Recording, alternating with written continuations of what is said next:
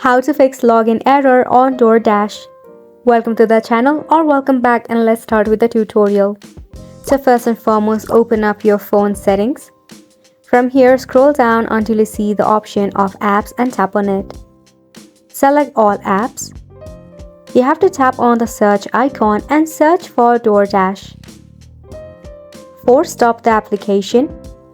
Then head to storage and cache and clear up the cache. You can head back from here. If you have an updated version of mobile, press and hold the application of DoorDash and head to App Info. Repeat the process of force stopping it, selecting storage and cache and clear up the cache. Then, moving on, open up your Play Store or App Store and search for DoorDash. Tap on it. And if you see an update, you have to leave it for an update. If not, uninstall the application and reinstall it later. Also check for your Wi-Fi connection.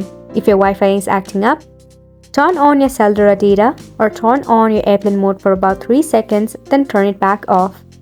By this way, you'll be easily able to solve some of the bug issue creating the login error. If you face any of the difficulty further with the process, you can check out the DoorDash support. And it's a wrap for this video as well. Thank you so much for tuning in.